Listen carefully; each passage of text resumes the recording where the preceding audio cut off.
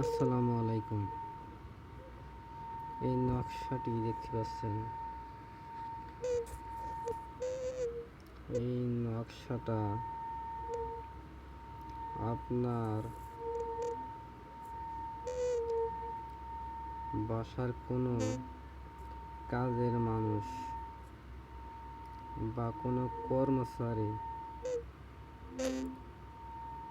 কোনো টাকা পয়সা বা সোনা গয়না নিয়ে পলাতক হয়েছে।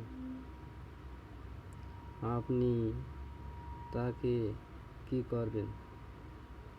তার জন্য আমরা একটি নকশা দেখতে পাচ্ছেন। এই নকশাটি খুব পাওয়ারফুল নকশা। এই নকশাটি উঠাবেন সাদা কাগজে। ওঠানোর পরে যে পলাতক হয়েছে, আপনার সোনা গয়না নিয়ে চুরি করে চলে গিয়েছে, বা আপনার কোনো কর্মচারী টাকা পয়সা নিয়ে পলাতক হয়ে গিয়েছে, যাক আপনার টাকা পয়সা নিয়ে পলাতক হয়ে গিয়েছে, যাক আপনার সোনা গয়না নিয়ে পলাতক হয়ে গিয়েছে, যাক সে আপনাদের চোর যে সোনা গয়না নিয়ে চলে গিয়েছে, সে বাংলাদেশে যেই প্রান্তেই থাকুক না কেন, বিদেশে যেই প্রান্তেই থাকুক না কেন, সে আপনার কাছে এসে ধরা দেবে। সে তো ধরা দেবেই, তার বাপ পর্যন্ত এসে ধরা দেবে। এই নকশাটি আপনি উঠাবেন। ওঠানোর পরে যেখানে দেখতে পাচ্ছেন নাম লেখা আছে, ওই জায়গাটায় পলাতকের নাম লিখবেন বা হাতে, আর ডান হাতে পলাতকের বাপের নাম বা মার নাম লিখবেন। লেখার পরে এই নকশাটি তাবিজের ভিতরে ভরবেন। ভরার পরে আপনি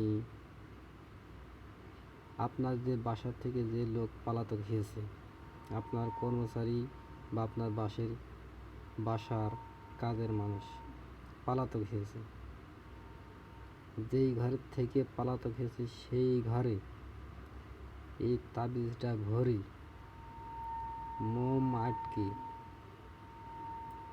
ওই বাসায় যে রুমে থাকতো আপনার কর্মচারী, ওই জায়গায় ওই তাবিজটা থবেন। থোয়ার পরে আপনি একটা ভারী পাথর ম্যানেজ করবেন। ভারী পাথর ম্যানেজ করে ওই তাবিজটা চাপা দেবেন। চাপা দেওয়ার পরে আপনার সে কর্মচারী, আপনার সে চোর, আপনার যে জিনিসগুলো চোরাই করে নিয়ে গিয়েছে, সে দিতে বাধ্য হবে। আপনার কাছে আসবে যতক্ষণ পর্যন্ত আপনার কাছে ধরা দেবে না, ততক্ষণ পর্যন্ত তার শরীরের ভিতরে জ্বলাপোড়া করবে, তার দম লেগে যাবে, নিঃশ্বাস নিতে কষ্ট হবে। আপনার কাছে যতক্ষণ পর্যন্ত আপনার জিনিস নিয়ে গিয়েছে, যতক্ষণ পর্যন্ত আপনার কাছে না দিয়ে যাবে, ততক্ষণ পর্যন্ত তার গার মধ্যে জ্বলাপোড়া করবে, দম লেগে যাবে, শরীরের মধ্যে অস্থির লেগে যাবে, যতক্ষণ পর্যন্ত না দিয়ে যাবে। এই নকশাটি খুব পাওয়ারফুল নকশা। এই আমলটি যখন করবেন, করার পরে আপনার যে চোরাই করে যে জিনিস নিয়ে গিয়েছে, সে চোর দিয়ে তাতে বাধ্য। সে আপনার কাছে অবধি আসবে, আপনার কাছে দিয়ে যাবে, আপনার পায়ে ধরবে, আপনার কাছে ক্ষমা চাবে, আপনার দিতে বাধ্য। না দেওয়া পর্যন্ত সে ঠিক থাকতে পারবে না। সে অস্থির হয়ে পড়বে। এই আমলটি যখন করবেন, করার পরে এমন একটি পাওয়ারফুল নকশা ভাই, এই নকশাটা কাজ করবেন। যত বড় চোরই হোক না কেন, আপনার যত বড় চোর হোক না কেন, আপনার জিনিস নিয়ে সে হজম করতে পারবে না। সে কোনো জিনিস হজম করতে পারবে না। খুব পাওয়ারফুল নকশা। এই নকশাটা পরীক্ষিত, বারবার পরীক্ষিত নকশা। কোথাকারের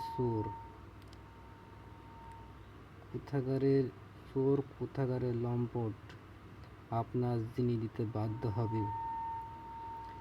চোর কেন, চোরের বাপ পর্যন্ত এসে আপনার কাছে এসে পায়ে ধরবে, আরও বাপ বাপ বলবে। আপনি বাসায় বসে থাকবেন, কোনো ছোটাছুটি করা লাগবে না। এই নকশাটা দিয়ে আপনি কাজ করতে পারবেন। সে বিদেশ যাক, বাংলাদেশে যেই প্রান্তেই যাক, এই নকশাটি দিয়ে কাজ করবেন। আপনার কাছে সে এসে ধরা দেবে, আপনার জিনিস ফিরে দেবে।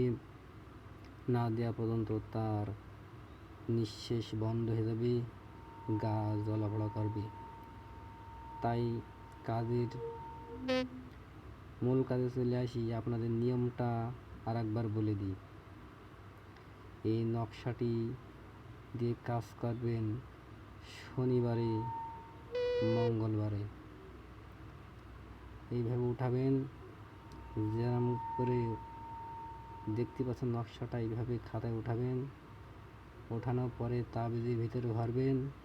ভরার পরে আপনার ঘরের থেকে যে আপনার কর্মচারী কোনো কিছু চুরি করে নিয়ে চলে গিয়েছে, তাকে যে রুমে থাকতো আপনার কর্মচারী, সেই রুমে ওই তাবিজটা থবেন। থোয়ার পরে ভারী পাথর চাপা দিয়ে থবেন। ধোয়ার পরে আপনি দেখতে পারবেন, বাংলাদেশের যেই প্রান্তেই থাকুক না কেন আর বিদেশ যেই প্রান্তেই থাকুক না কেন, 1 সপ্তাহের ভিতরে আপনার কাছে ধরা দেবে। 1 সপ্তাহের ভিতরে আপনার কাছে এসে ধরা দেবে। আপনার জিনিস ব্যাগ দেবে, আপনার কথা মতন ছোটা বসা করবে, আপনি যা বলবেন তাই শুনবে। আপনার কর্মচারী আপনার সারা জীবনের মতন গোলামি করবে। এমন একটা পাওয়ারফুল নকশা। নকশাটি বারবার পরীক্ষিত নকশা। এই নকশাটি দিয়ে আপনি কাজ করে দেখতে পারেন। নকশাটা খুব পাওয়ারফুল নকশা।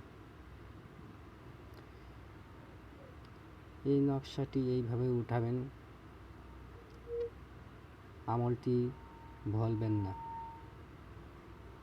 আপনার মনোক্তি মতন কাজ করলে কাজ সফল হবে না। কাজের নিয়ম কারণ আছে, মেনে চলবেন, কাজ সাকসেসফুল হবে। কাজটি করবেন শনিবারে, মঙ্গলবারে। শনিবারে, মঙ্গলবারে রাত 12টার